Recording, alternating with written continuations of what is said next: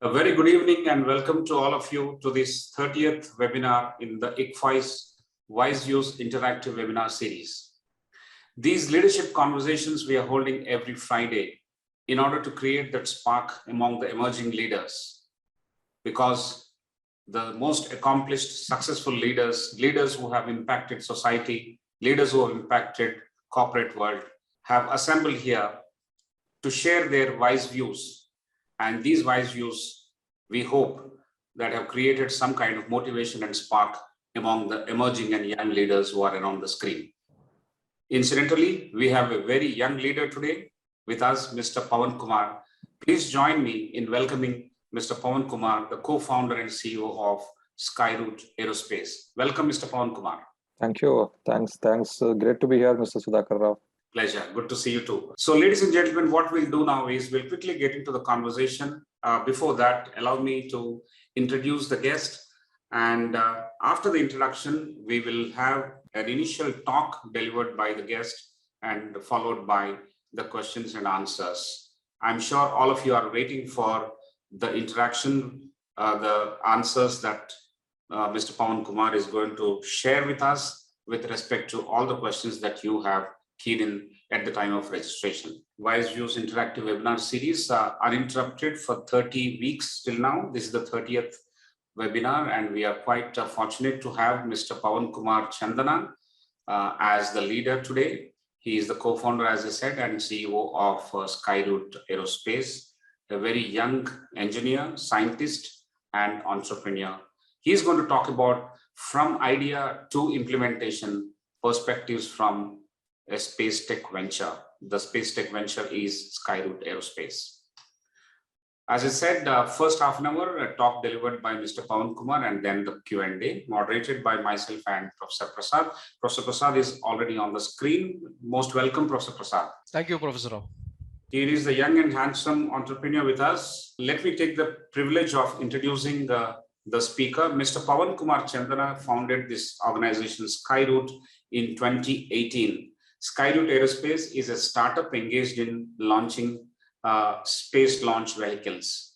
He has raised, the organization has raised about $11 million so far in Series A funding led by Greenco Group founders Anil Chelmasetti and Mahesh Kohli and few others. Earlier in his career, Mr. Pawan worked as a scientist in the Rocket Design Center for 6 years in ISRO, for which he won 2 innovation awards. During this time, he worked on GSLV Mk3, the largest rocket made in India, for 5 years.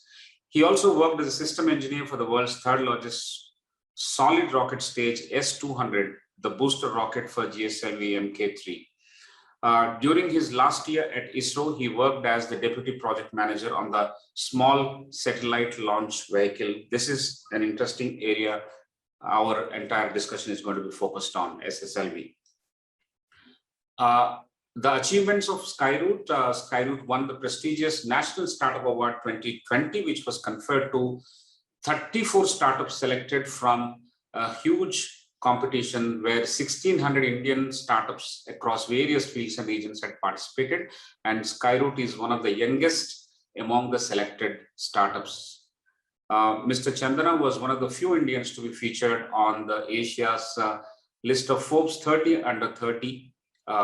Which was published in April 2020.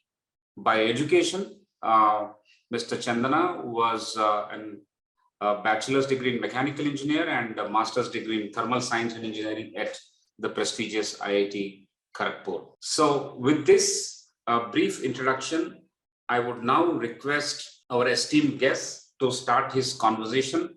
Space is something which we don't understand really well. It's education for us. It's on a voyage that you are going to take us. We are eagerly waiting to listen to you, Mr. Pawan. On behalf of everybody at ICFAI, on behalf of all the people who have joined here, I once again wholeheartedly welcome you to start the session. Thank you, and over to you. So thanks a lot, Mr. Sudhakar Rao. So thanks for the warm welcome, and also thanks for the persistence. In fact, you've been wanting to have this talk for quite some time. So thanks a lot. I've been traveling a lot, so I couldn't make it. So it's good to be here and good to be part of this esteemed audience. And so I would like to take this opportunity to share. I mean, I'm not a great achiever, but I'd like to share some views about my journey. So where we have what my experience before, what my startup journey, where we are, etc., and also like a little bit perspective about space industry, space sector, etc. So I'll just share a small presentation, so through which should I'll be able to explain it through some pictures as well. So as you know, my name is Pawan. I'm a founder of a company called Skyroot Aerospace. So we are a space startup, and so what we do is like we build rockets for launching satellites to space, and also like I was a former scientist at ISRO as well. So. Just to go back, I'll just start off with my school and life at the Indian Institute of Technology, Kharagpur. So in fact, like I was had a lot of fun life during school and college. Studied less, had more fun, and also like. In fact, like I had few, had the opportunity to have like some great teachers who, in fact, like transformed me into a very bad student to a very good student. So the end of my academic life, I ended up as a decently good student who could get into an IIT and study there and pass out of it, etc. And also IIT gave an exposure of lifetime. Had great opportunity to meet like phenomenal people across the country, and that also shaped my thoughts. And also that at that time during 2007 to 2012 when I was in IIT, it's like the startup fever is on. So that's where like a lot of people, in fact, like a lot of people started building new startups in the country. So even that that also like this also beat me. In fact, I also wanted to become an entrepreneur, and because that gives like independence, it gives a great opportunity to create a lot of wealth in the country. To provide opportunities in the form of employment, and also like and compete with the best in the world. So I always wanted to be an entrepreneur, and also like was a very also very passionate with the tech. I'm a mechanical engineer, and so I was very passionate about mechanical engineering, and always thought what is the most toughest and the most challenging thing in mechanical engineering. And then like that's where like we see rockets launching from ISRO, right? So that's where like I thought like rockets is where I want to be, and luckily I got an opportunity. ISRO came to the campus placements. Very rarely it comes to the campus placements, and it came to the campus, and I waited to get into ISRO. Because like at that time I didn't have the guts to start a company, even though I wanted to be an entrepreneur very badly. So I chose the other big passion, which is technology. And then I chose rockets, which is I felt is the most challenging thing to take up. And then like entered the Indian Space Research Organization in 2012. So I worked on a rocket called GSLV Mark III, which is the largest rocket ever built in the country. So it was a phenomenal experience where I had to, we had the opportunity to see the rocket straight from the design till it flew to space. Right, so that gamut of experience, the wealth of experience, and also as like being part of the program, I became very curious to learn more about the technology. Beyond what I had to work for. I looked into the designs of the rockets across the world. Also started studying the space sector. NASA, European Space Agency, a lot of private companies coming to the sector, etc., etc. So these 6 years at ISRO had been like great learning experience for me. I was like, in fact, I used to come home, spend like hours and hours learning about rocket architectures, rocket designs, etc., etc. So so what started as a fascination of working on rockets while joining at ISRO has turned out in 6 years. It has grown 100 times, and it has turned into an obsession where I wanted to dedicate major part of my life into this particular sector and building these kind of hardware. Right, and that is where I also became a true engineer. I don't think I became a true engineer while studying at the IIT. In fact, I became a true engineer while working at ISRO, hands-on with the rockets. So that is a true calling of becoming an engineer for me, and then also that laid the true foundation for the next big picture of my life. And in fact, like as I mentioned, I've been observing the global movements in the space sector, and we have private companies like SpaceX. I'm sure pretty everybody might have heard of SpaceX. There are companies like Blue Origin, which is founded by Amazon founder Jeff Bezos. Then there are like a lot of private companies like Rocket Lab, we're building smaller rockets for launching smaller satellites, which it just started launching in 2017, 2018 timeframe. So there is like a lot of activity happening across the world in the space sector. Then looking at that, looking at the news and looking at the movements happening in the sector, I just realized whether something of that sort can happen from India. So whether we can build a private company can build a rocket and launch to space from India. So that thought has come, and when the thought has come, immediately, I thought it's totally impossible. Looking at how complex it is, looking at how much red tape is involved, looking at so various aspects of this industry, knowing about the industry a lot, I realized that it's a very impossible task to do. But however, I realized that it's a phenomenal opportunity. India has a great advantage. The Chandrayaan, Mangalyaan. Our rockets are one of the cheapest in the world. PSLV, we launched 300 plus satellites for 30 plus countries. Right? In fact, we have launched 104 satellites in a single mission. We launched to Mars at a lower cost than what a foreign movie could have been made. Right. So India is a story of a phenomenal space program, extremely cost-effective space program, great ecosystem already available in the country. So I thought, like, if you build a rocket coming out of India, it will naturally be one of the best in the world. If not the best, it will. It has a great India advantage. So we can compete with the best in the world and create a global company out of India. So that was the opportunity I realized. And I am pretty sure, I was also very sure that at that time there was no policy. It's all ISRO. There is only government players in the sector. There is zero policy, in 2018 time frame.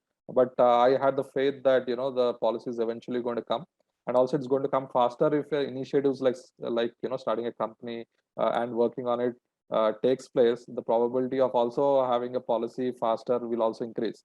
Right. So with that, I got that idea of starting a rocket company, and also like having the tech exposure of building rockets at ISRO, and also that that entrepreneurial bug which bit me during the college time, always wanted me to become an entrepreneur. So finally, it became a marriage of two passions, both technology and entrepreneurship, and which led to taking that big plunge of starting the company. And in 2018 mid, I started Skyroot Aerospace.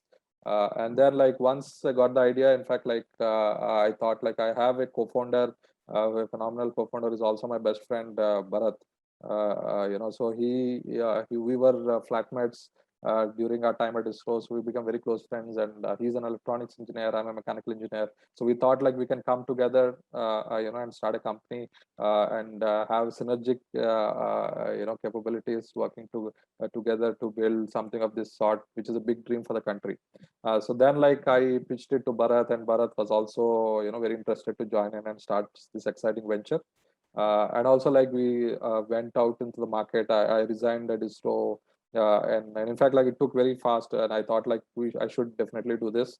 And I felt that I can build this venture, make it successful, even though there are a lot of question marks, a lot of challenges. I felt that it can be made, and then so.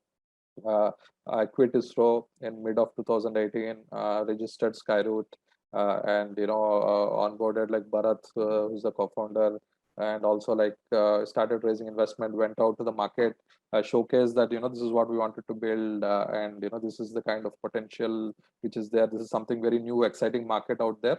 And we went out into the market. We were able to raise investment, from the one of the best investor in the country, who also happens to be a very successful entrepreneur. And also, like, started recruiting the right team. So started interviewing people. In fact, like, before the company is registered itself, we started interviewing people and started giving offers. So so that's the kind of very agile kind of environment where we started of Skyroot in mid of 2018. And then, like, we started configuring what we call the Vikram series of rockets. So these rockets are rockets which will launch smaller satellites to space. For example, in the next 10 years, more than 20,000 small satellites are set to be launched. Just to give an understanding, today there are only 3,000 satellites in space, and just in the next 10 years, more than 20,000 satellites will be launched to space. So there are a lot of applications of these satellite services. 15 plus industries are beneficiaries of these space-based services, etc. So there is a big uplift in the market in that. So fine-tuning to that, we configured what we call the Vikram series of rockets for launching anywhere from up to 700 kilograms of satellites to space. And these are like and the first launch to orbit we are planning in within a year from now. So a lot of activities going on at Skyroot to manufacture these, test these. We have done lots of tests. A lot of hardware is being manufactured across the country, and we also a lot of activity even with the government which is happening to launch these rockets to space within a year from now. So these rockets are launched small satellites, as I mentioned, like up to 700 kilograms. And so the future is of small satellites like our mobile phones. Satellites are also getting smaller, the advanced technologies. And previously, what a very large size satellites are able to do, a very small size satellite is able to do. And now to increase the coverage, the satellites are launched in constellations. That means instead of launching one or two satellites, you launch hundreds and thousands of satellites around the Earth so that you can get better communication, better imaging, etc., etc. So several applications for that. There are over like 400 satellite companies across the world. However, there are only like very few rocket companies which actually reached orbit. Hardly there are like 3-4 companies which reached private companies which have reached orbit. So there's tremendous opportunity. There are like thousands of satellites to be launched and less rockets to launch them. So there's a very good gap. So we built, we started configuring this Vikram series of rockets, which we named after Dr. Vikram Sarabhai, who is the father of Indian space program. In fact, he dreamt of creating a space program in a country in 1960s. Just imagine India in 1960s wanting to do a space program, right? So he convinced the government to set up ISRO, and then it's history. We are one of the top 5 space countries in the world. So thanks to him. So in his tribute, we named the rockets Vikram, and so we're planning to very excited to see them launch, in a year from now. So the biggest challenges we faced, so now we started the company, then we started configuring a set of rockets, which will be manufacturing and launching. And then at that time, when we looked back and saw the reality in 2018, so there was no policy, so without policy, you cannot launch a rocket, right? There was no testing facilities. All these rockets require very specialized testing facilities where you can test them, right? And most of these facilities are there in ISRO, and ISRO is not supporting them because there is no policy. And technology is very, very, very hard. In fact, there is no private company who succeeded in the first launch. Lot of systems fail during the manufacturing and testing itself on the ground itself. So technology is very, very hard. There is no skilled manpower because all the skill was available only in the government at ISRO. So there is best, you cannot have like 5 people who have experience to build a big rocket. You need hundreds of people. So there is no skill available which can build these things at scale. And also, like, we need to we raised around 10 crores to start with the company in 2018. But it might be a large amount for a startup, but rockets need hundreds of crores to eventually launch, right? So we needed to, so only 10%, less than 10% of the capital has been raised in 2018, and we need to raise more than 90% of the capital needed to launch these rockets is to be raised. So a lot of capital needs to be raised. And in fact, like, both founders, me and Bharat, we had zero business experience while starting in 2018, and the international competition is growing. Even though there was only one company at that time, a private company in this field, in the small rocket field, who reached orbit, but still, a lot of new players started coming in across the world. So international competition started growing in, and within a year and a half and two, the pandemic struck. So then the pandemic struck, and everything became a halt for a year across the world, even for us. So these are the biggest challenges in the first 2 years. Just imagine, nothing was there, and then with all these challenges, we started. We never got set back. In fact, like, during the pandemic, we raised a lot of funds. We increased our team, and also, like, pandemic happened to be our game changer. The Modi government has announced space reforms last year. They have opened up the sector to private players. In fact, like, we have written so many letters to the government since the formation of the company, to open up the sector to private players, create a policy, create a regulation, etc., etc. And then luckily, the government has listened to us, and has also had a vision to create a space program, to extend the space program even to the private sector, where they can build something similar to what ISRO is building, and launch by themselves. And then government has announced, and then we worked with ISRO for a year and signed the historic first MOU with ISRO for a startup in India. So we signed that, and now we're getting access to ISRO's facilities and expertise. And we raised capital from very marquee investors who build great multi-billion-dollar companies across the country, who are very passionate about the space sector. So we got really great partners in the investments. We raised like close to 100 crores of capital till now, and attracted the best talent in the country. And now we are moving forward. So we are moving forward. We are at a pace where we are one of the best in the world in this field, and then like we are eagerly waiting for a launch next year. So last year we have done two historic firings in the country.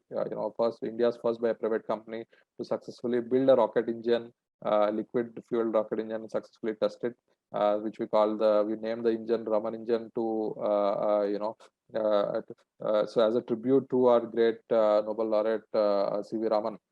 So this was the first full-scale engine tested in the country, which we have done in July last year. And then in December, we successfully tested a solid fuel rocket as well, built with advanced carbon fiber. Again, first time in the country. So we've done a lot of great progress and proved most of the propulsion technology, which is the heart of the rocket technology last year. And also we are using very advanced, we brought very advanced technology into this in the country. In fact, like we built a cryogenic engine, a cryogenic rocket engine. In fact, like India struggled a lot to get this technology and build this technology and be at par with the world. So we built a cryogenic rocket engine in the private company, and also like built completely with 3D printing. So this engine is a metal engine with super alloy, built with a advanced super alloy. It is completely 3D printed in a single piece out of the machine within few days. So this is very advanced tech which we brought into cryogenic, advanced cryogenic technology in the country. And also like we built, this is a rocket stage which is 5 foot in diameter, almost 1.5 meters in diameter. This is fully built with carbon fiber. First time in the country in the space sector. We successfully tested a carbon fiber, very low weight, rocket stage. So we tested a lot of technologies, and we brought like new technologies into this field to push the envelope of creating a world-class space company out of India. And we also awarded like National Startup Award, which is also part of the introduction Mr. Sudhakar Rao has given. So this is a very prestigious award, first time in the country. It is introduced by the government last year, where 30 startups were selected over over 1,500 startups, and we're one of the youngest to with that. And also like we had the great opportunity, in fact a very inspiring opportunity to interact with the Prime Minister thrice. 3 times we had interacted with the Prime Minister, but he is very bullish on the space sector. He encouraged us a lot, and so he also offered all the support required for private companies like us to move forward in the space sector. And also like we signed the first MOU with Indian Space Research Organization as a startup. And also in fact like even our own minister K.T. Ramarao Garu also like is a great encouragement for us. In fact, he felicitated us when we tested the rocket engine last year. And also, in fact, like we also won the Telangana State Innovation Award recently from his hands. So we are getting great, inspiration and also like encouragement from the leaders across the country, starting from the Prime Minister to ISRO chairman and the ministers in state. And also like we were the only company to be featured in Forbes Asia last year, space company. And also like we won National Startup Award, Telangana State Innovation Award. We were ranked 7th in the country as best startups on the rise in India. While if you see the first 6 companies are multi-billion-dollar startups, and we are the 7th, right? So a lot of recognition coming for both the space sector and for us. We won Aegis Graham Bell Award for innovation. We were among Your Story's top 30 tech startups in India, NASSCOM's top 26 startups. So a lot of recognition along with the kind of progress we have made. So I've always like, in fact, these are the 2 big things which have driven me from always drive me and also like give direction to me. So one is like always like thinking big, no matter what, so I feel even Skyroot is one example of thinking very big. If you tell anybody in 2018 that you'll build a rocket company out of India and launch out of India, I think nobody would believe. But we thought like, but we should, something of this big should be done. With that confidence we started, and a lot of things are coming together to make it happen. Right. So always thinking big, and the world will in fact like help you to do anything very big, the probability of success, in fact, increases rather than decreasing. So that is one big, philosophy for me. And also, like, my big dream is through Skyroot is to build a space. Today, we think we are an Earth-based economy. What we all think is that Earth is everything. However, space has, a trillion times more resources than what we have on Earth. Right, and it is just that you need to know that how to get into space at very low cost, so that you can access those resources. You can go, in fact, like, humanity can expand even beyond Earth, across, lives across in the solar system, and that future is going to happen. And we want to drive that future and build a space-based economy rather than an Earth-based economy. And by that can be done by engineering the rockets of the future. And that's what we plan to do at Skyroot. We don't want to stop at launching rockets for small satellites. We also want to get into much bigger reusable rockets, spaceships, which can take both humans and a lot of cargo to space, and also help build this industry in India, in the private sector, and also build one of the best space companies, rooted in India, rooted in Hyderabad. Thank you. That's a fantastic account of a true engineer who has combined his passion with what he has studied, like mechanical engineering and technology, and the passion in rockets. I think everything has combined, and then it has given birth to a very young entrepreneur. That's a fantastic account. Thank you very much for sharing your story. We are also very proud of you for accomplishing those awards and recognitions along your journey. It's too early, but early stage recognition is amazing. In terms of the 100 crores that you have already garnered in terms of funding, we hope that it becomes 1,000 crores very soon. And also in terms of the recognitions, it should be full pages. I think 2-3 pages of recognition should also be coming along your way as we move forward. We are extremely proud and very happy that you are a Hyderabad-based startup in space, which is having a great opportunity. Some of the estimates say that, already in the last 50 years or 60 years, 11,000 satellites are put into space. And in the next few years, or in the next 1 decade, the total is going to be ramped up to 70,000 satellites, according to an article by McKinsey. So I think the estimates are varying from 20,000 to 70,000, depending on how the plans will actually fructify, how those big plans will actually take shape on the ground, so to say. So thank you very much for this account, and we are all eagerly waiting to seek your answers for the questions. As you can see, some of the questions are already keyed in. Additionally, we are going to combine those things and cluster very nicely. There is a structured approach of landscaping these questions. There are about 4 to 5 clusters. Professor Prasad will start the moderation. He will take one cluster. After that, I will take another, and then we actually alternate between the clusters, between both of us. So what I request Professor Prasad to join and do the moderation. Before that is a small introduction of Professor Prasad. He's an alumnus of IIT Bombay and IIM Calcutta. He has 3 decades of rich experience. He was also an entrepreneur, and currently he heads the academic wing at the ICFAI group. He also recently architected the latest program that we have launched. It is called the ICFAI Online MBA program, and he acts as a mentor and professor for the program. And he is completely hands-on, and today he will begin the moderation for the Q&A session. Over to you, Professor Prasad, and thank you. Thank you very much, Professor Rao. It's been an incredible journey that we have been listening to in the presentation, Mr. Pawan. And beyond what you have said, what I can notice in this is big dreams, big courage. I think just as much as space needs far more courage than land. And I think, you have taken that leap of faith in 2018, and it has started yielding results. And we wish you the best into the future. At this stage, I think the other thing which caught my attention is, I've also seen that you've done a TED talk on obsession. And this, this passion 100 times obsession is something I think, a lot of entrepreneurs need to inculcate. And it's not a momentary journey or something which gets completed in a year, and you need to, there's so many things which go it. So my first question is associated with this. Here it goes. A lot of people have dreams and ideas, but very few implement. In your view, what are the vital essentials to traverse this journey? Yeah. So first of all, thanks, Mr. Prasad, for the introduction. So in fact, like to answer this question, this is a very valid question. In fact, I have been thinking of this during my college days as well. So I think the biggest, having been doing this journey, what I realized is the biggest thing is just starting. So 50% is taking that first step. People keep postponing it.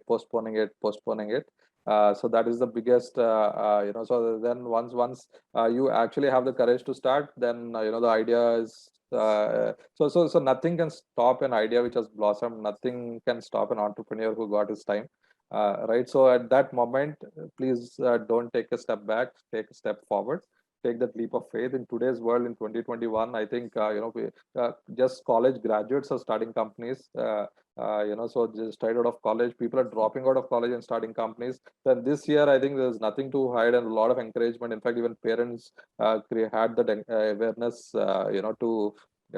to encourage people getting into startups. So I think this is the best time for anybody to take the plunge and start.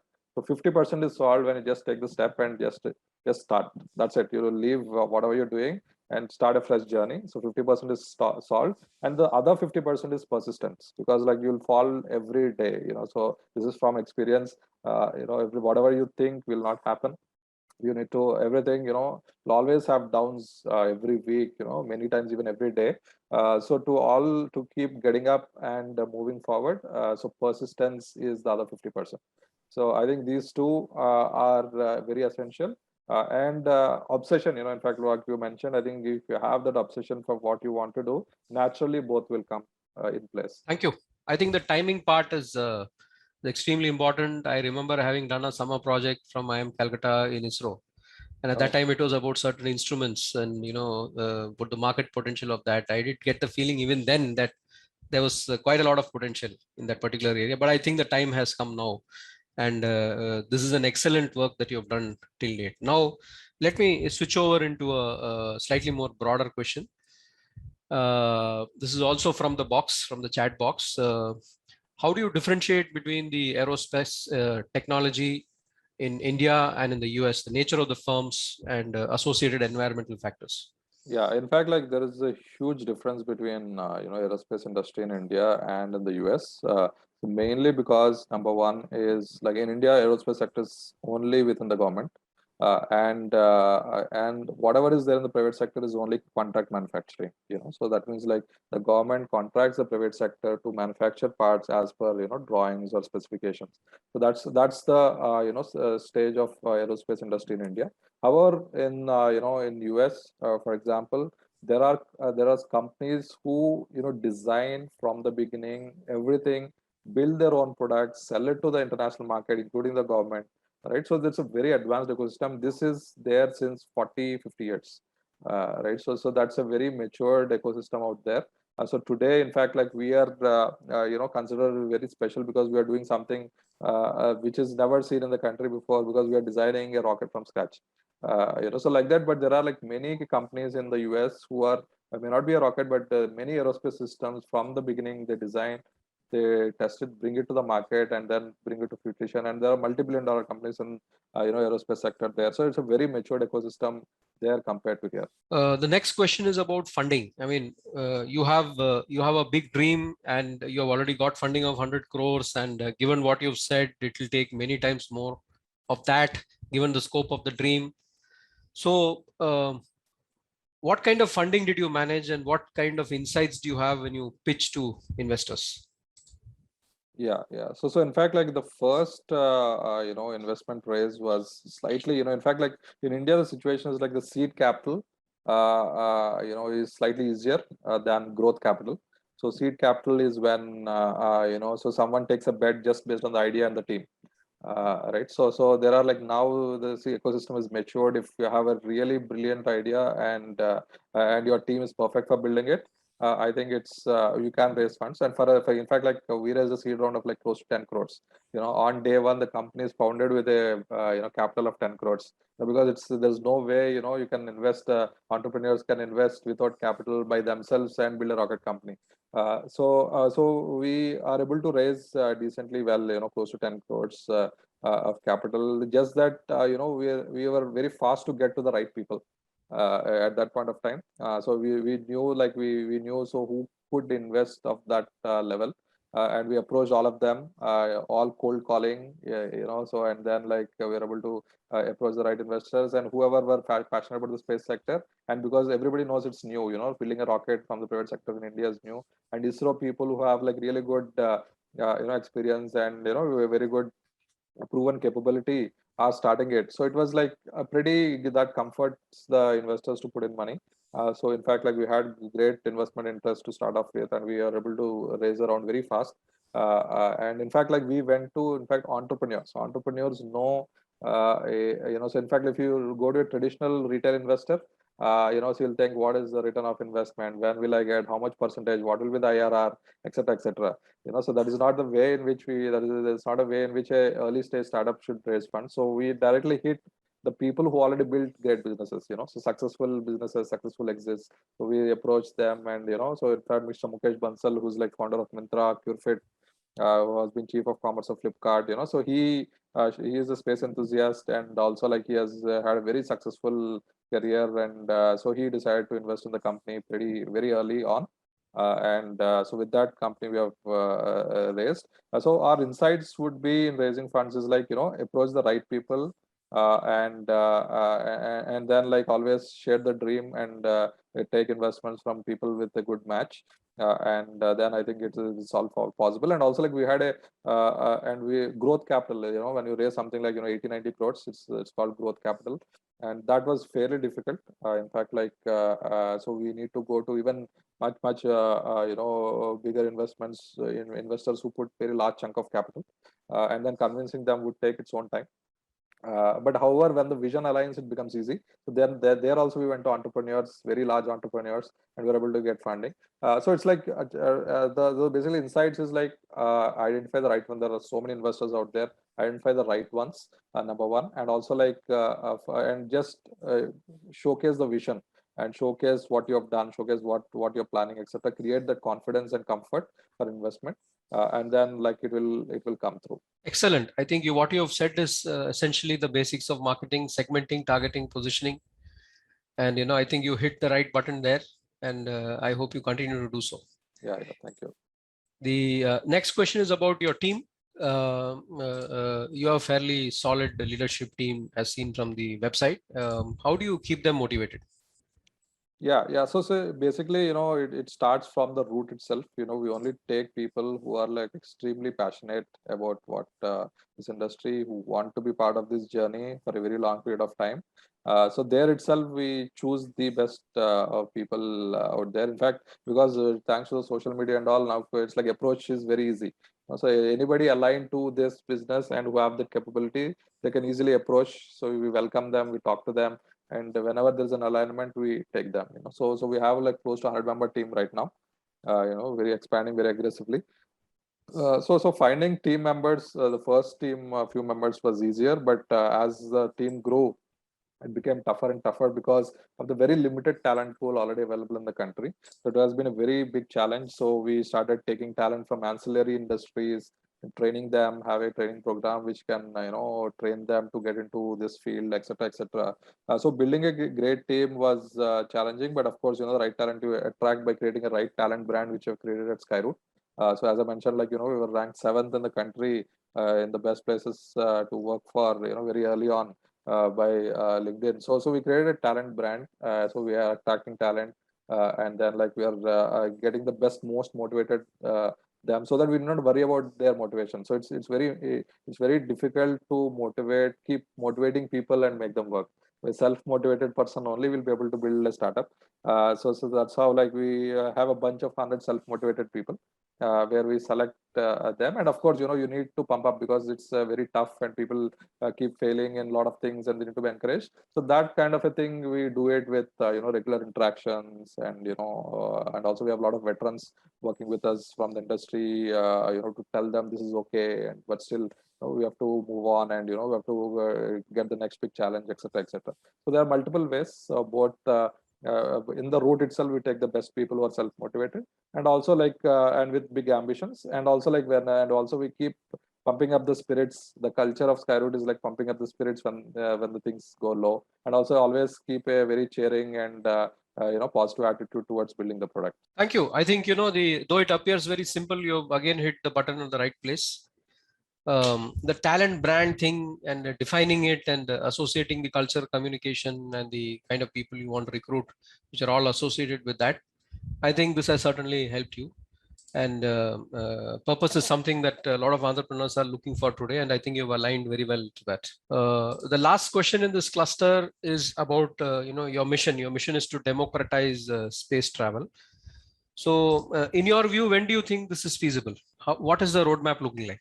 So there is no end to this. So it's a ever-growing process. However, the tipping point will happen probably in 10 years from now. So that's when the space travel becomes so cheap that most of us would be able to afford to get into space, whether it is like for a holiday or maybe for research purposes or whatever it may be, right? So I think the tipping point is closer, maybe like within 10 years from now we can see that. Thank you. I think that's an incredibly short period, and that means that the momentum is going in the right direction. That also means that there's a lot of change which is going to take place, a lot of inspiration and technology transfer which is going to come into regular life. Yes, so absolutely. With this, yeah, absolutely. So I think this ends my cluster, and I hand it over to Professor Sudhakar Rao for the next one. Thank you. Mr. Pawan, I think this is quite interesting, and it is helping us pick a few questions based on the answers that you're providing. And there are more and more questions emerging as we listen to you. As I said, space is something which we don't understand so easily. To help us understand it, can you please landscape it for us? There's no pun intended, there's no landscaping here. Can you help us understand how the whole space industry can be broadly classified into, say, for example, satellites is one thing, satellite service is another thing, manufacturing, launching, likewise. Yeah. So in fact, like we can, to easier classification is like it's called upstream and downstream. So upstream is the rockets and the satellites which go to space, and downstream is the applications which come out of these satellites, right? So downstream is the industry which will fund the upstream typically, because that's where the final customers are in the downstream, the final beneficiaries of the space technologies in the downstream. So to give an example, in fact, like 15 plus industries get benefited from space technologies. One of them is majorly is communication. In fact, only 10% of the Earth's surface is connected to cellular networks. The other 90% is connected through space. So whether it is like in remote places or whether it is over the oceans, all the connectivity is only through space. So that is a very good, very large revenue opportunity of internet from space, which governments use, a lot of people, shipping industry, remote places, healthcare services in remote areas. In fact, all ATMs are connected through internet from space, right? So the communication is a very essential network. Even telephonic communication, remote areas, 90% of the Earth's surface, right? So this is connected through satellites. And another thing is Earth imaging. Earth imaging is like clicking images from space and then selling these images to across various industries.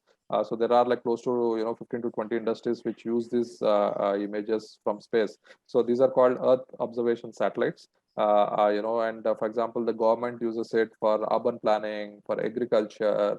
Even nowadays, even the insurance companies and banks are buying it. They know whether you have built your house for the second floor or third floor, so that you can release the next tranche of your loan. Right, so till that level, the space industry is going to. In fact, like fishermen are directed towards the right, fishing areas through space, through space satellites, and also like in fact, like all disasters. In fact, every year, thousands of lives are saved by predicting, weather conditions a priori, whether it is cyclones or etc. The government uses it a lot. And also like even safeguarding the borders, even for example, whatever happened,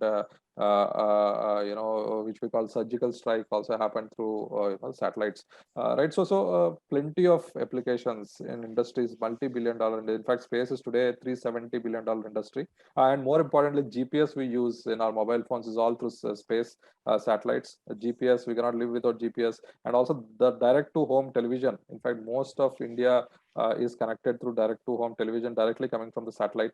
All that is through satellite television, which has transformed life in our country. But in fact, there is no, it's impossible to put routes, wires across the country as large as India.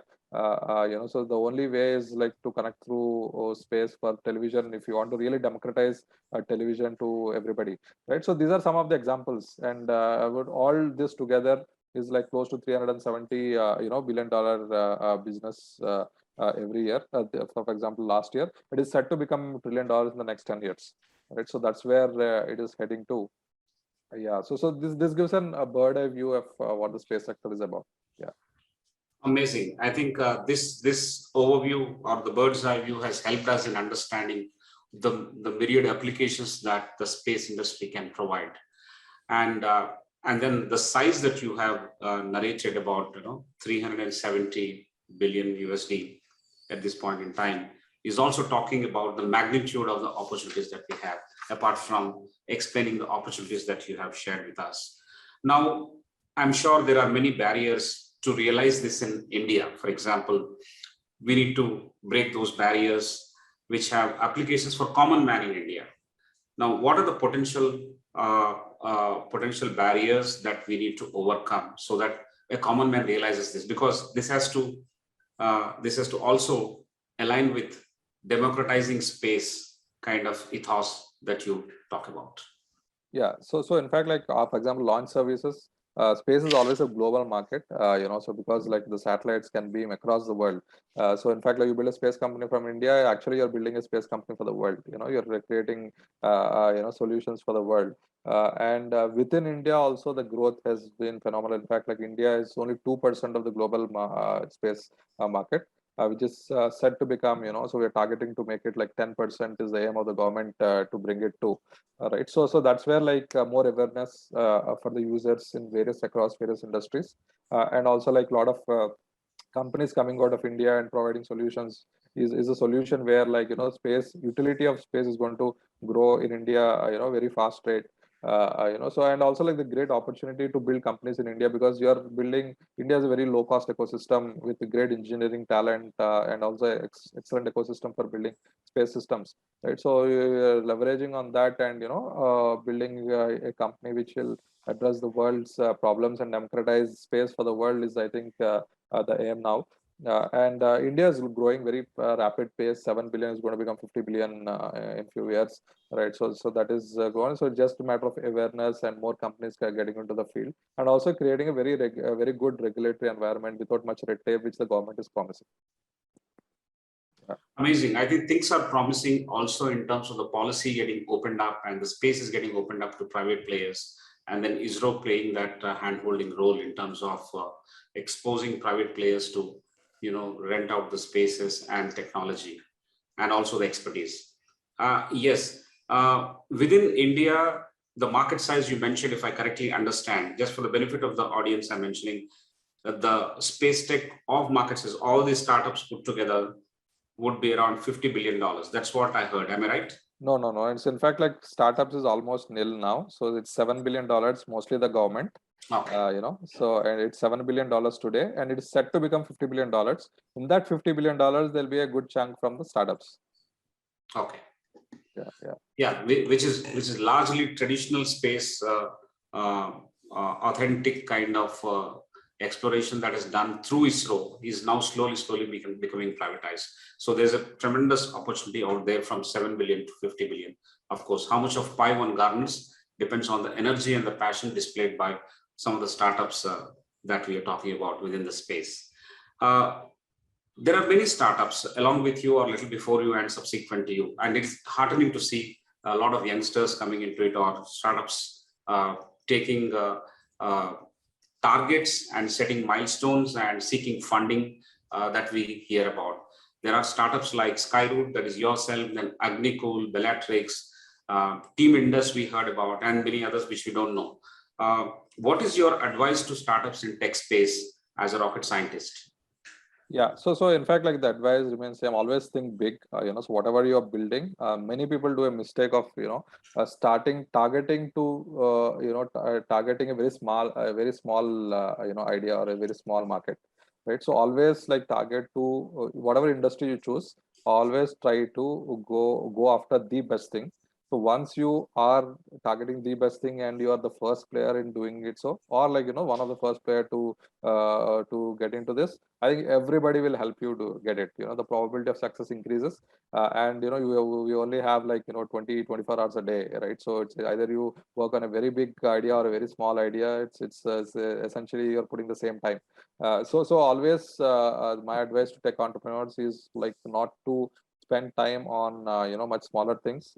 Spend as you choose the big thing. You may feel it might fail, but believe me, the probability of success in going after a big thing is more than going after a much smaller idea. So that's where like my advice is always hit the biggest thing, and that's where we can, as India, we can be, already we are one of the best ecosystems in the world.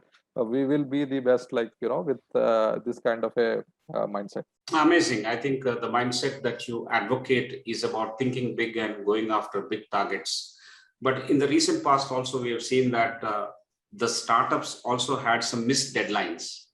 And the relationship between ISRO and the startups and the MOUs signed, they have actually missed the deadlines. Then it is going to impact your ability to seek funding as well. So any comment on that? Yeah, I think that's not correct. I think that information is not at all right. So there's nothing. So in fact, like there is a due process for for example, building an MOU itself. You need a legal framework, etc., etc. Multiple ministries has to sign, etc., etc. So that way, like what happens is they took more time than probably what would have taken. But it's a natural due course from the government point of view. So it just took his right time, and then it was executed, and so there's nothing like too much of delay in our side or even their side. So it's all going smoothly on track. But however, the future is yet to be seen. And also like today, also we should understand that this is our program. For example, what we are building is our product, and we are bringing it to the market, and we are utilizing the existing resources of ISRO, etc., etc. So it's our product. So there's nothing like if you are missing deadlines, it's our company is missing deadlines. So there's nothing to do with anything else. So and also like space industry is pretty tough to also like even if you miss deadlines, also like it's not. It is not like something which is totally different or new. In fact, like space industry is pretty tough, and if even one system, even a bolt fails, a rocket fails, right? So if there is some system which fails, you lose some precious months, and you have to extend it, and for good, basically. So the timelines extend for good. So that way, like it's a tough industry, but I mean, as of now, everything is good when both in terms of government and the startups scene right now. Yeah. Great, great. Thank you very much for that clarification. Uh, as you said, we need to be very positive about it. It is our program, and the nationalistic fervor is also visible when you talk about it. And at the same time, the best is yet to come. I think these are the catchphrases in your response. When the best is yet to come, are there companies in India that are lining up to be the next SpaceX? So around the world, we hear a lot of stories about SpaceX, Starlink, Blue, what is that called? Blue The Origin. organization of Jeff Bezos, and then Richard Branson, Yeah. Virgin Galactic. So many big names are there already making that noise. So what is that in India? Which is the next to, or the SpaceX in India? What is that organization? Yeah, so I mean that is for people to decide based on the progress. So who will reach orbit? Who will build the first satellite? Who will take the first human to space? All the races on. Always like competition is great. It's always a great driver of innovation. Especially in the startup scene. But in fact, like I'm alarmed that the number of startups in India is very very low, compared to how much it has to be. So I would prefer like more than 10 rocket companies competing rather than 2-3 companies competing, right? So that way, like still there is a lot of room for more startups to get into the scene, and also like the progress will showcase who will stand the best in the world, and this competition among the companies, space companies, also even the competition between even the government and the private sector, all this will drive innovation and pushing a great companies out of India. So all is yet to see, so we are in the initial phases of, building the industry out of India. Yes, we are in the initial stages and there's a lot of room for more startups to enter space, so to say. Thank you very much for your response. There's a great promise in when we hear to you. Thank you. And I conclude this cluster here and I hand it over back to Professor Prasad. Thank you very much, Professor Rao. We come to the next cluster. And here, the first question is, you did mention that the sector is likely to grow to about 50 billion in India, which right now is dominated by the government at around 7 billion. So what kind of, if you need to look at the relative role of the public and private sector there, as you envision it, can you throw some light on that? Yeah, so it could be like 50-50 when it reaches 50%, but I would probably prefer it something like private sector would be 70-80, depending on how the regulation and policies roll out, right? So, but I think a 50% chunk will be should be something which the private sector would take, at least at the minimum. Yeah. And in which areas do you think this will develop up? Yeah, in all areas across, like for example, both, as I mentioned, both the upstream and downstream. So upstream is rockets and satellites. There are multiple satellite companies also like emerging, will be launching their satellites soon, right? So there are like rocket startups, emerging, who will be starting to launch in the next a couple of years. And there are a lot of companies like startups building applications for space, like taking these images and then processing them and selling it to selling the insights and intelligence to various across industries across the world, and including India, and also like some startups selling their services to the government itself, right? So both in upstream and downstream. So there is like every sector is going in India.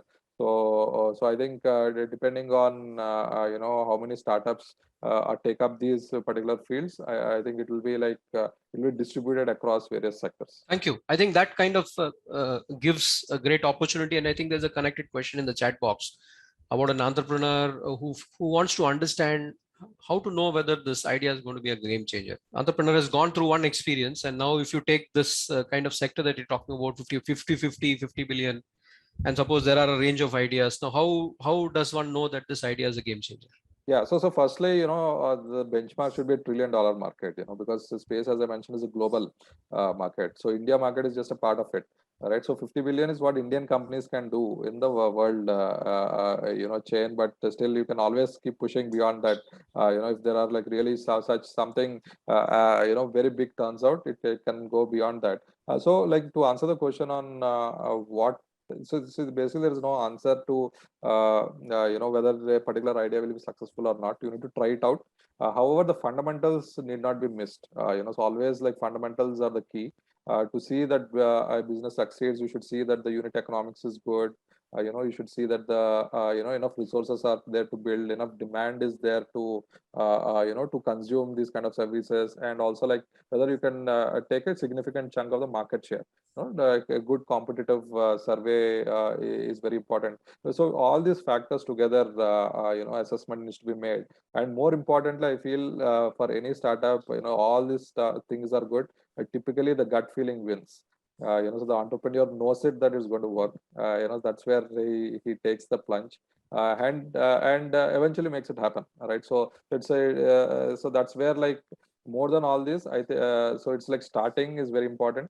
Even though you may fail, but the point is failure is a success. In fact, like there are a lot of startups, or a lot of multi-billion-dollar startups coming in India. When I see their stories, they have failed very miserably in some startup. They know that this is not working. Immediately they turn in a very agile way, and they take a U-turn, which is called pivoting in the startup world, as you all know. So they pivot immediately and build a multi-billion-dollar business, which is great. So the essential portions is like instead of more than whether idea will work is very important to know. But more important is like, as I told, 50% is to start, and other 50% is to have that persistence to continue it until you build a great value out of it. Thank you. I think you have outlined and reinforced the earlier points of the initial thinking big and then taking the first step, and then the persistence part, and also the very basics of how at the macro level the demand is there, the unit economics works, and that the talent is available, or you'll be able to build up the talent, the resources which are needed to do so. Thank you. I think that kind of very well responds to what question has come up in the. Now, these are all big investments. How do you illuminate potential entrepreneurs about the possible risks and returns? Is there any data or is there any thought process on that? Yeah. So of course, there is a standard charts where, you show this is the revenue potential, these are the percentage. It's all fundamentals, this is the profit margins you can get. This is how you're going to get there. So show the big picture. And the investors are in fact shrewd enough to understand the low scenarios. So in fact, you always present an optimistic scenario.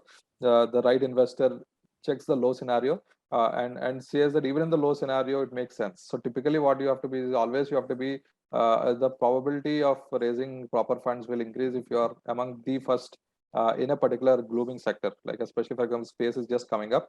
So every interest, even though whether it works or not, maybe investors would like to look at your idea and see if there are like proper numbers, and if there is like the real vigor in the team to get it done.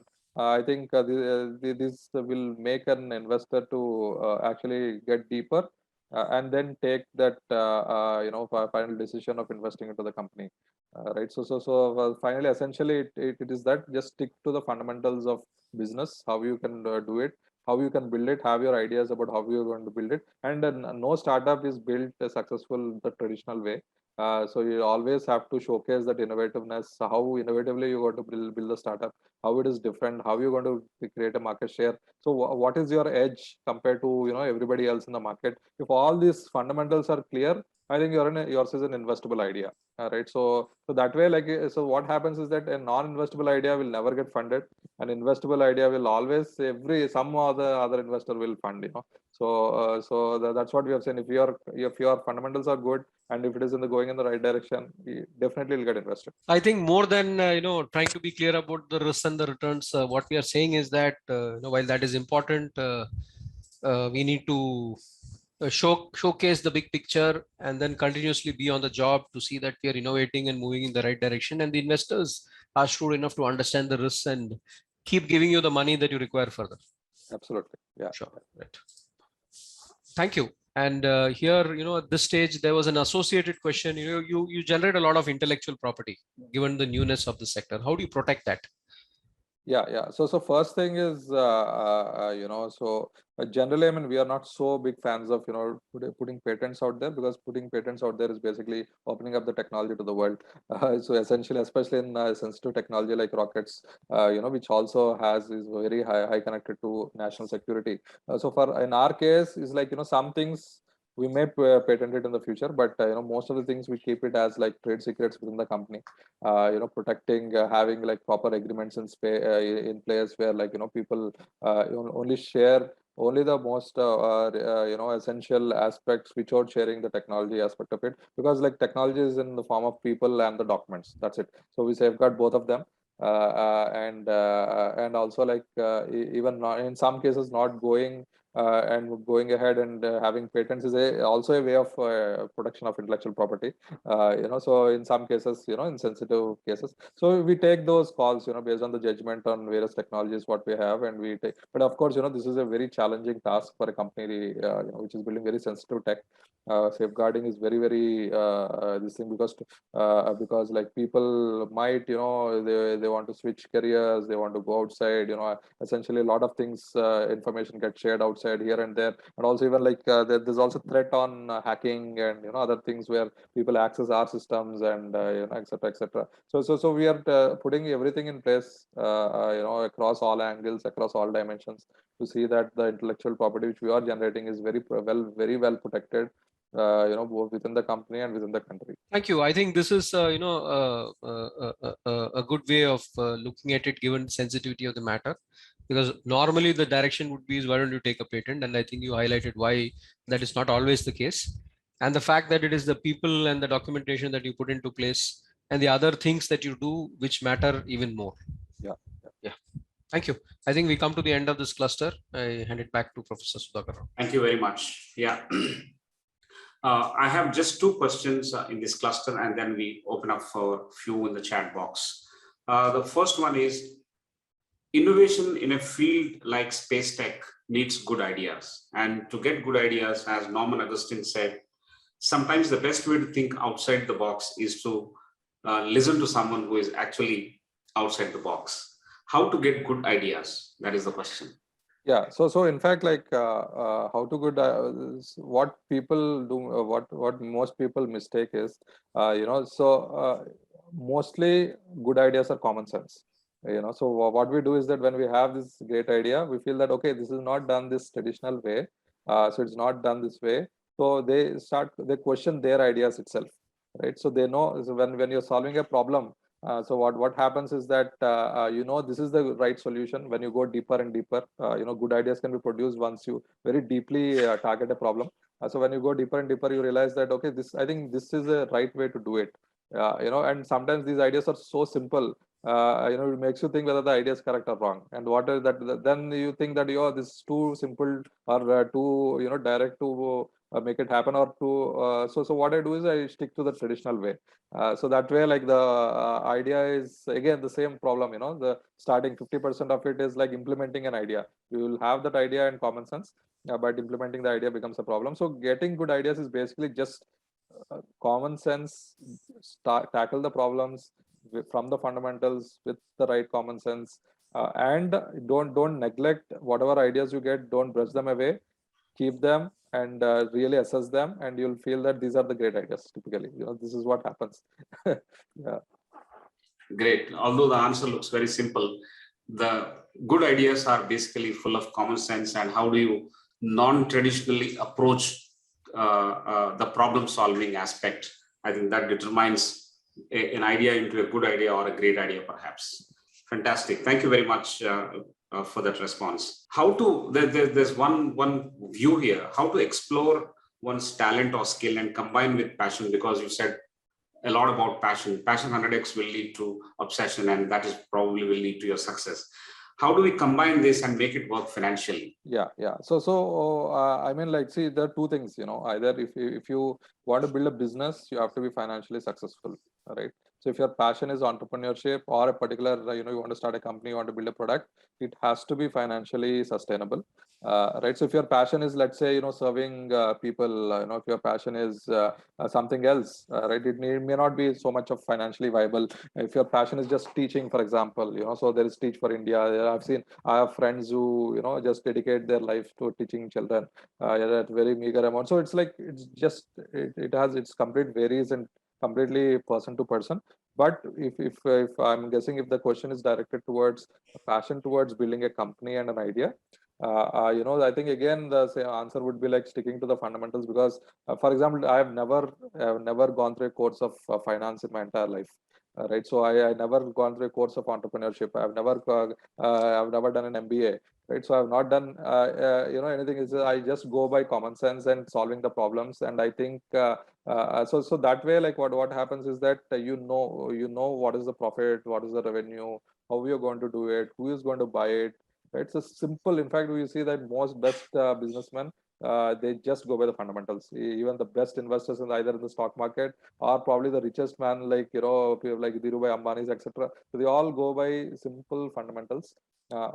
And all entrepreneurs, in fact, like today the new buzzword is startups, and all the startup founders, none of them have like proper training in probably management education. They just go with what they want to do, look at the fundamentals, or hire really good people who are trained in this. For example, everything is important. You need to do a proper financial assessment, but eventually finally the decision making is again all you see the result, that this is going to happen. You weigh the risks, probability of this happening, and also a lot of gut feeling also happens at the early stage of the company, right? So I mean, the answer, simple answer would that be go with the fundamentals of this profit, loss, revenue, resources, and timelines, and also like investments, how much to raise, when to raise, whom I can go to raise. So all these fundamental questions, if you just sit for some time, brainstorm it with either your co-founder or yourself, you'll be able to refine it much better and make it a successful idea.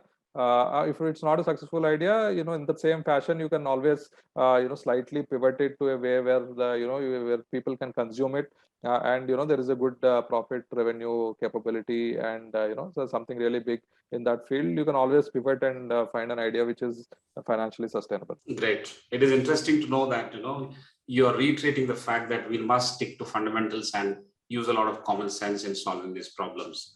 That's a great answer. Uh, on one hand, when you say that many startup founders are not educated in management education, it is interesting to listen. But Professor Prasad and I must be thinking together at the same time that there's a great opportunity actually to make all of them MBAs because we run the MBA program. Okay. That apart, there is one question. What is the opportunity for biology in space tech? Yeah, so I'm not an expert in this, but from what I know, there's like a good amount of research happening with microgravity in biology. So that is something which I'm not so much aware of, but there is good amount of opportunities. What I know, especially in the research in microgravity research as well. And another, that is one aspect. The other aspect, which is another major aspect, is human space flight. Right. So human space flight is a lot about how your body behaves, how we can stay in space for a longer periods of time, how your body is changing, how your mind is changing, etc., etc. So a lot of research is happening in that, and that is going to grow as more and more people go to space.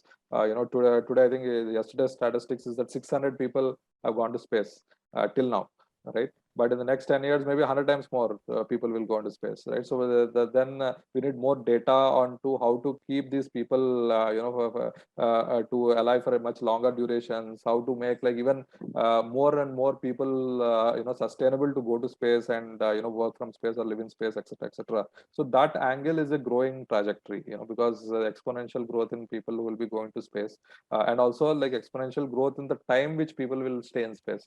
Now maybe people may stay a few days, tomorrow people will stay for years, right? So that is also one aspect of research in biology. These are the two things which come to my mind, but as I said, I'm not an expert in this field. Great. I think that answer also has triggered many opportunities out there to the extent that we understand with the limitation of actually not able to think a little beyond that. But the fact is that more and more people are going to travel into space, and then how to make the humans sustainable in their space journey is in itself a big opportunity and multiple opportunities out there. One question I want to take from the chat box, if you permit. Yeah, please go ahead. How is the aerospace tech startup in India different from USA? I think you broadly addressed that, but the tag-along question is why do India don't make reusable rockets and also reusable launch vehicle rockets like SpaceX?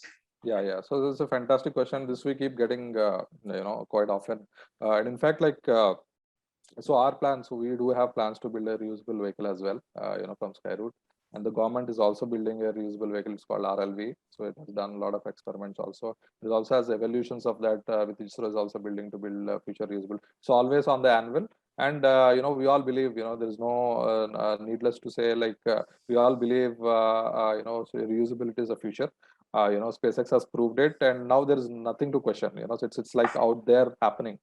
So it's just a matter of when you can do it, and it's not easy, right? So we have to start early, and we have started, and then that is going to happen soon. So we'll be getting into reusability, and that's when true democratization happens.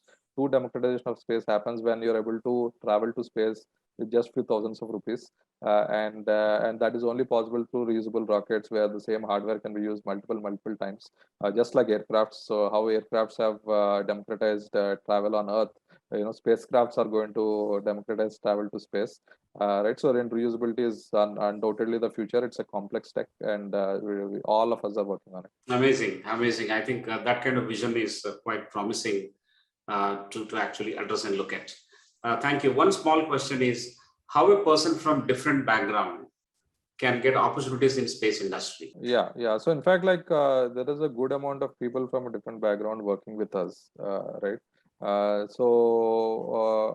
One thing is that any core streams of engineering always, space industry welcomes, whether it's mechanical engineering, electronics engineering, computer science engineering, MBAs, right? So generally, in the management team where people and strategy, business development, many of them are like MBAs. Right, so there's always like opportunity for MBAs in the field. There is like finance. Finance is essential of any business. Even the space business is also like having a good finance quotient. So all the finance positions are like are welcome to from other fields. You do not have any aerospace or space background at all. And also, like as I mentioned, core engineering is fundamental, like electronics, mechanical, computer science, chemical. All these are welcome to do the transition. Just that you need to be really, really good at what you're doing in your industry. For example, even we welcome people from automobile industry. Right, so who are really good at what they're doing. They're very good in manufacturing. They have their own sense of very deep design, which actually makes it goes into a product and works. Right, so they're all welcome. So if you're really good at what in your field and you think these same skills can be applied in the aerospace sector in these core streams like electrical, electronics, mechanical, computer science, aerospace, etc. So I think it's all welcome in the industries, and we are welcoming it because, as I mentioned, there's a saturation of the talent in the aerospace industries. We are bound to take people from the other fields. So it's all out there. But however, like the competition is tough always. So always the people with the similar background will have a better case over you. So, but still, once you are very good at what you're doing, and that line blurs away. Great. So there are opportunities for people with different backgrounds in space, but be good at what you're doing already so that you continue to excel when you're absorbed into space application related organizations. So thank you very much on that. Now, the time is about 7:50. We are about to close. I want to just open up the floor. If any of the viewers, any participant would like to ask any one question, we will give that, and then I'll conclude the session. Are your Vikram satellites GSLV or PSLV, sir? Yeah, so in fact, like our Vikram rockets, when we don't build satellites, we only build rockets which launch these satellites. And so our Vikram rockets have nothing to do with PSLV or GSLV. So PSLV and GSLV are belong to ISRO. ISRO builds it. And our Vikram series belongs to Skyroot. So it's our own vehicle which we are building. And we will be launching satellites, of various customers across the world who are building satellites. We'll be taking them, and we'll be launching them, and we'll be get paid for that launch. So that's our model. So it's our own vehicles, nothing to do with PSLV and GSLV. Our own design and built from scratch, vehicles and suitable for smaller satellites. For example, PSLV and GSLV are much larger rockets. For example, PSLV has a capacity of 1.5 tons to space. GSLV has almost 2.5 to 3 tons to space. Our rocket is around 500 kilograms to space. So much smaller rockets for smaller satellites, independently built by us. I think the question also was to do with the kind of orbit that you take when you get in. Yeah. So the orbit is like okay. I think then GSLV is geosynchronous orbit and PSLV is polar orbit. Okay. So what we do is what we do is low Earth orbit. So low Earth orbit is anything below 2,000 kilometers. So we don't go to geostationary orbit like the GSLV. So it's only for low Earth orbit, which but in fact, like the line between PSLV and GSLV is already blurred because PSLV has launched many things even to geostationary orbit, and the GSLV is also in future may launch to low Earth orbit. But the thing is that our rocket is only for low Earth orbit, so below 2,000 kilometers. Because these are smaller rockets, and most of the need for these small satellites are also in the low Earth orbit, which is below 2,000 kilometers, so mostly around 500 kilometers. I think that answers that question. Thank you very much. Before we conclude this brilliant session with so many inputs and inspirational points from you, I have one fundamental question.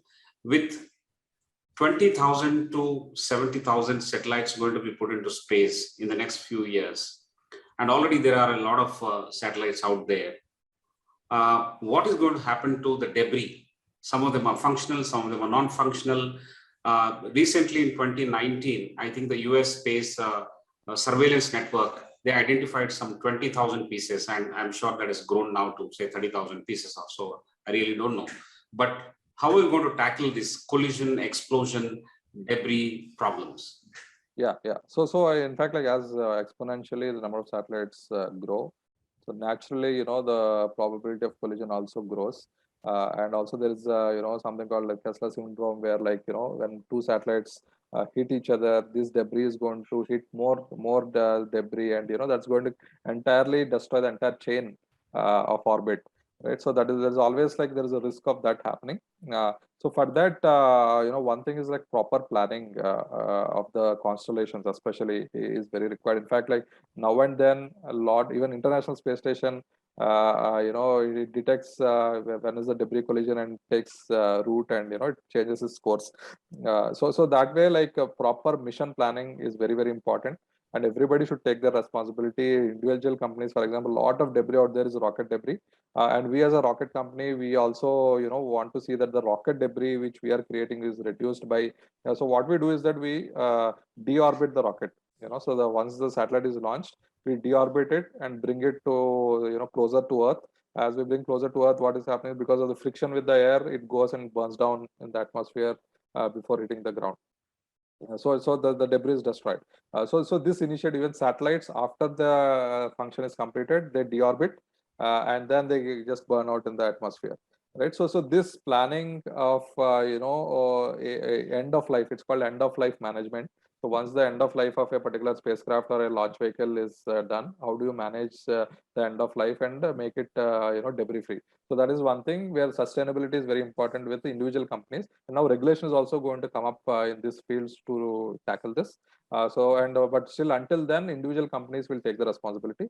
The other thing is that there are new set of startups and companies and innovations coming up to reduce the debris. You create debris, and these are companies, they go and clean up the debris, right? So this is also a new opportunity coming up in the sector, where debris removal itself is like a new emerging market trend in the sector. So with these two ways, space will be kept clean, hopefully for a very long period of time, so that we access it and you benefit from its solutions. Amazing. I think that's a nice solution that you have hinted at. With self-regulation deployed by all the organizations in space tech currently, and some of the people like you thinking ahead in terms of deorbiting the satellite and burning it in the Earth's friction. I think that is one. And the second one is new startups emerging to take care of this debris itself is an emerging opportunity. Fantastic. Thank you very much for that pointed response. And thank you for this blockbuster session and this journey or voyage into space that you have provided us. As I started, it is very difficult to understand space, but you are already out there. And your courage and conviction and your passion, 100x leading to obsession, makes you a very important player in the space tech, not just in India, but hopefully in the world in the days to come. And your progress is quite fast, and we are quite proud of you, and we are quite honored to actually host you today. Some of the big points here is that thinking big and doing big, I think that led the whole conversation when you started your introduction.